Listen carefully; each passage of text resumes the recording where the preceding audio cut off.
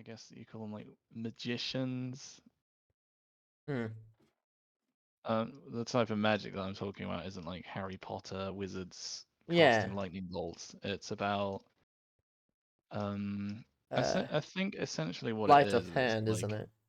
consciously Uh, this is manipulating your subconscious. As in, your subconscious mind accounts for probably a whopping amount of your behavior, where you think that you're fully conscious, but the reality is you're probably only 10% conscious. I think what some Um, people call it's like you're on autopilot most of the time, and kind of. Like once you learn to walk, right, that is committed to your muscle memory and it's yeah, subconscious. So you can consciously think about, what am I gonna have at McDonald's? But as you're walking there, you're not thinking how. consciously thinking about tensing your knee muscles Yeah, anymore. It just does it automatically. yeah, it's Like like leg quote one, unquote leg magic. two. This type of magic that they talk about is basically manipulating your subconscious in order to make it easier for you to get what you want. Hmm. Um, and I think they differentiate it into white magic and black magic, where white is for the purposes of essentially helping other people and making the world a better place, and black magic is all about manipulating other people, um, mind controlling them to the best of your abilities to give them what you want, to just use them. Hmm. But for fuck's sake, I've completely forgotten why I was gonna say this in the first place.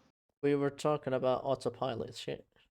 Um. No, before that, like, uh, The transgender guy basically thinking oh that yeah, that was he'll. it. Apparently the reason why the trannyism is so popular, like all of a sudden Yeah, in it's about because 5 years, it apparently became like a main issue. I think, yeah, in 5 years. So I actually haven't heard of it as a mainstream thing up until 2019, I think, and it's like 20% of Zoomers in America say that they're non-binary or something. So it's skyrocketed. which is Apparently nonsense. the actual reason for this is that it's a form of like subconscious manipulation where someone sees a tranny and the tranny will say something like I'm a woman or there are, and it's repeated so often, so thoroughly that it actually changes the person's subconscious. Hmm. So then they are, if Yeah. they're like weak-minded enough, they'll fall for it too. I mean, tell So then they'll yourself be a like, lie long enough and you'll believe it. And if you're that weak, if the other people, the person in front of you, if you tell him the lie, if he's also as weak as you, then he will believe it eventually. and apparently, that's why it's accelerated so hard. Yeah. It's because there are so many weak-minded people, and this type of manipulation feeds into their, I guess, like subconscious desire for Yeah. I think so. attention, freedom, degeneracy. Yeah. It's All like uh, one of the things that I think is instinctively,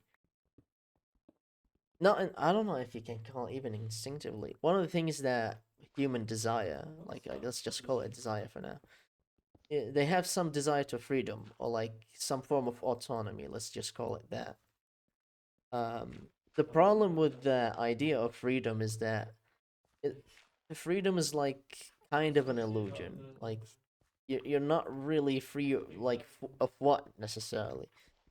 Like, are you like you can be, for example, free from you know one country's what do you call it rule over you, but then are you free economically from the need for their you know uh, what do you call it their goods and stuff? So it ends up being somewhat relative. Like the actual idea of being free um, is kind of like what do you call it? Oxymoron? Is that? No, not an oxymoron. It's mutually exclusive. So if one guy is free by default, everyone else isn't. Because eventually wills or desires are going to conflict. So, um, you don't really. No one is really free. Like everyone is born in chains, which is also like one of the Enlightenment philosophies technically. Um, but like they say, oh, everyone is born and free, but everywhere is in chains. And like, well, what we say at least from like our like rebuttal, if you want to call it, is that no one is even born free. Like you're born in chains, but at least you can get to choose the chains. Like that is your only actual choice in life. The only freedom you have is probably some freedom of choice. Um, yeah, because let's be honest, you're not gonna have ultimate freedom of choice. You know, I can't just freely choose to be born to some white family in the 19th century, for example. Living in Texas, owning a shit ton of land is stuff, or something like that. Yeah, probably be funny, but I don't know what I'm talking about. Apparently, you do choose, but you just forget. As in, like, uh, I guess you could call it heaven. It's like the recycling zone between incarnations, where your soul chooses what it's going to experience in its next incarnation. So it's like, I'm going to be a Tom. I'm going to shoot pigeons and play Minecraft. And then when the soul is like bonded to a body in some woman's womb, it forgets in order to like immerse itself in the experience and learn what it came there to learn. And then when you die, you just remember it all again. Fuck. Sorry, I got off the ladder and I immediately fell to my death like an idiot. Yeah, so like when you're like, oh, I didn't choose this way, life is so hard, I don't want to be in a wheelchair, God hates me. Apparently you did choose that, but you just don't remember.